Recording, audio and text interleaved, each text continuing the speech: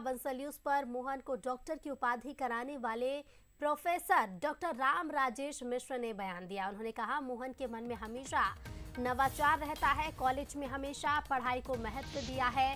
CM के उज्जैन रुकने पर राजेश मिश्र ने कहा, महाकाल राजाधिराज राज है, मोहन उनके आंगन में बड़ा हुआ लाल है। महाकाल चाहेंगे कि मेरा सेवक मेरा लाल खूब आगे बढ़े और इसलिए सीएम नहीं बल्कि सेवक के रूप में मोहन रुकेंगे।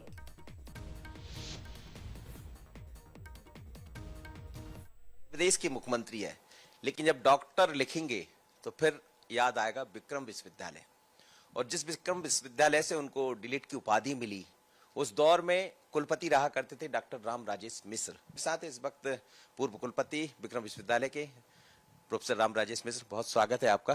धन्यवाद मनोज जी। डॉक्टर मोहन यादव, मुझे याद है जब डॉक्टर नहीं लिखाता था, सिर्फ मोहन यादव लिखाता था, उस समय आप कुलपति रहा करते थे। मोहन यादव में ऐसा क्या रहा जो आज यहाँ से लेकर और वहां तक पहुंच गया? क्या कुछ दिखता था, क्योंकि आप तो एक गुरुवर भी रहे? असल में डॉक्टर मोहन यादव के साथ एक बहुत बड़ी बात है, और वो बात यह है कि वो मेरे सामने उनका छात्र जीवन गुजरा। वो उसी महाविद्यालय में पढ़े जिसमें मैं पढ़ता था, माधव विज्ञान महाविद्यालय। वो मूलतः विज्ञान के विद्यार्थी हैं और उन्होंने MBA पॉलिटिकल साइंस में MA, MPhil, PhD सब किया है। उनके पास बहुत सारी उपाधियां हैं, लेकिन उनके सामने दो चीजें थी कि वो बहुत आग्रही थे और साथ में वो किसी भी प्रकार की अन्याय के विरुद्ध सहज खड़े हो जाते थे। और शायद अंततः वो जो उनको राजनीति विज्ञान का अकादमिक ज्ञान है वो, और मैनेजमेंट की डिग्री ने उनको प्रबंधन और एक वैचारिक पृष्ठभूमि तैयार करके दी। वो जब डॉक्टरेट कर रहे थे, डीलिट उनको मिला, तो वो तो आप जब कुलपति थे शायद, जब ही उनको ये अलर्ट हुआ है, तो कौन से विषय में उन्होंने किया था और क्या उसके पीछे भी कुछ राजनीति थी? नहीं, मोहन यादव ने राजनीति विज्ञान में ही PhD की है। वो उनका जो विषय था वो चुनाव पर था, चुनाव और भाजपा की जीत, किसी राजनीतिक दल की जीत, ये उनका रजिस्ट्रेशन का विषय था। और उस समय उन्होंने ये जनता के पक्ष और उसके व्यवहारिक अध्ययन, यानी उसको कहा जाता है बिहेवियरिकल स्टडी की थी। और बिहेवियरिकल स्टडी का जो पूरा का हिस्सा होता है वो साइंटिफिक एनालिसिस पर रखा हुआ होता है। तो ये उनकी शोध का मूल था। विद्यार्थी के रूप में और एक निष्णात दीक्षित रूप में भी वो जन्माष्टमी के दिन उनका संपूर्ण कार्य हुआ है।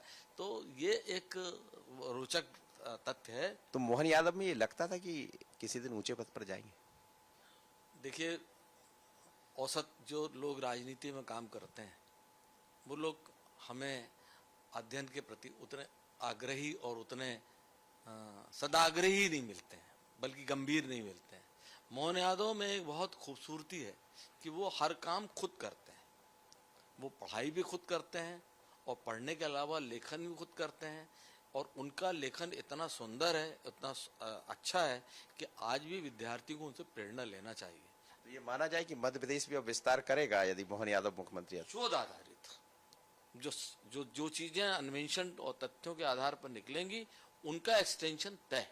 मेरी शब्दों को ध्यान देना, वो साहसी है और वो बहुत ही निर्णय करने की क्षमता रखने वाला व्यक्ति है और अपने अनुशासन में रहता है और अनुशासन के साथ सबका सम्मान करता है। प्रोफेसर राम राजेश मिश्र ने बड़ी गंभीरता से उनको देखा है, समझा है, और वो कह रहे हैं कि नई बहुत सारी चीजें जिसकी तरफ शायद मोदी भी चाहते हैं, कुछ नया करिए, कुछ नूतन करिए। तो नूतनता अब मध्य प्रदेश में दिखाई देने वाली, क्योंकि सोच जो रहा वो अभी का नहीं है, वो बचपन का है। वो धीरे धीरे कर फलीभूत भी हुआ, इसीलिए आज मुख्यमंत्री के रूप में डॉक्टर मोहन यादव है। अजीज खरे के साथ मनोज सैनी, बंसल न्यूज, उज्जैन। और इसी